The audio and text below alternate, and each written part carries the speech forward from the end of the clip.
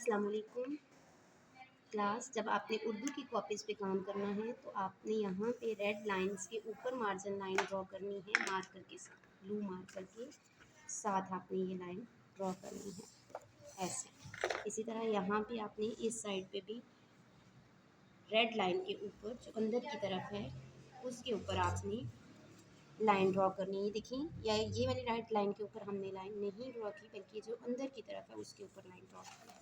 इसी तरह आपने यहाँ पे जब काम करना है, यहाँ पे लाइन लगानी है, तो यहाँ पे आपने नीचे वाली ब्लैक लाइन के ऊपर लाइन ड्रॉ करनी है और नीचे ये 2 लाइन्स छोड़ के थर्ड लाइन के ऊपर आपने जो है लाइन ड्रॉ कर देनी है मार्कर के साथ।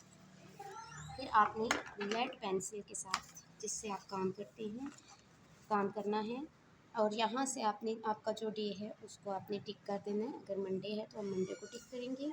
फिर आपने डेट लिखनी है। अगर आज 3 जून है तो 3 लिखेंगे उर्दू में और फिर 7 लिख देंगे जून। और आपने लाइन का ख्याल रखना है, जो हरफ लाइन के ऊपर आते हैं उन्हें लाइन के ऊपर, और जो नीचे आते हैं वो नीचे होने चाहिए।